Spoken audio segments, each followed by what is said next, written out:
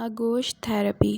اشفاق احمد اکثر کہا کرتے تھے کہ آدمی عورت سے محبت کرتا ہے جبکہ عورت اپنی اولاد سے محبت کرتی ہے۔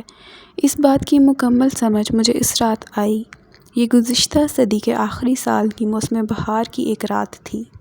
میری شادی ہوئے تقریباً 2 سال ہو گئے تھے اور بڑا بیٹا قریب 1 برس کا رہا ہوگا۔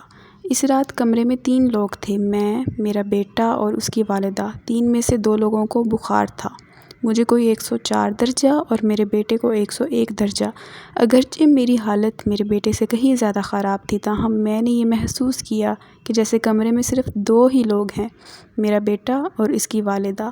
بری طرح نظر انداز کیے جانے کے احساس نے میرے خیالات کو زیر و زبر تو بہت کیا، لیکن ادراک کے گھوڑے دوڑانے پر عقدہ یہی کھلا کہ عورت نام ہے اس ہستی کا کہ جب اس کو ممتا دید کر دی جائے تو اس کو پھر اپنی اولاد کے سوا کچھ دکھائی نہیں دیتا۔ حتیٰ کہ اپنا شوہر بھی، اور خاص طور پر جب اس کی اولاد کسی مشکل میں ہو۔ اس نتیجے کے ساتھ ہی ایک نتیجہ اور بھی نکالا میں نے، اور وہ یہ کہ اگر میرے بیٹے کے درد کا درمان اس کی والدہ کی آغوش ہے تو یقیناً میرا علاج میری ماں کی آغوش ہوگی۔ اس خیال کا آنا تھا کہ میں بستر سے اٹھا اور ماں جی کے کمرے کی طرف چل پڑا۔ رات کے 2 بجے تھے، پر جوں ہی میں نے ان کے کمرے کا دروازہ کھولا وہ فوراً اٹھ کر بیٹھ گئیں جیسے میرا ہی انتظار کر رہی ہوں۔ پھر کیا تھا، بالکل 1 سال کے بچے کی طرح مجھے آغوش میں لے لیا اور توجہ اور محبت کی اتنی ہیوی ڈوز سے میری آغوش تھراپی کی کہ میں صبح تک بالکل بھلا چنگا ہو گیا۔ پھر تو جیسے میں نے اصول ہی بنا لیا، جب کبھی کسی چھوٹے بڑے مسئلے یا بیماری کا شکار ہوتا، حکیم یا ڈاکٹر کے پاس جانے کی بجائے سیدھا مرکزی ممتا شفا خانہ برائے توجہ اور علاج میں پہنچ جاتا۔ وہاں پہنچ کر مجھے کچھ بھی کہنے کی ضرورت نہ پڑتی، بس میری شکل دیکھ کر ہی مسئلے کی سنگینی کا اندازہ لگا لیا جاتا۔ میڈیکل ایمرجنسی ڈکلیئر کر دی جاتی، مجھے میڈیکل سپرنٹینڈنٹ ماں جی کے ہی بستر پر لٹا دیا جاتا اور ان کا ہی کمبل اڑا دیا جاتا۔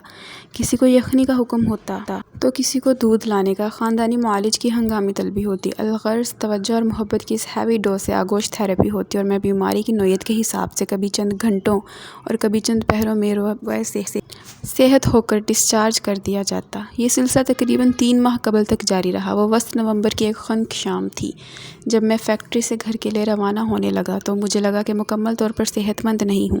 تبھی میں نے آغوش تھراپی کروانے کا فیصلہ کیا اور گھر جانے کی بجائے ماں جی کی خدمت میں حاضر ہو گیا۔ لیکن وہاں پہنچنے پر اور ہی منظر دیکھنے کو ملا۔ ماں جی کی اپنی حالت کافی ناگفتہ تھی۔ پچھلے کئی روز سے چل رہے پھیپھڑوں کے عارضے کے باعث بخار اور درد کا دورہ تھا۔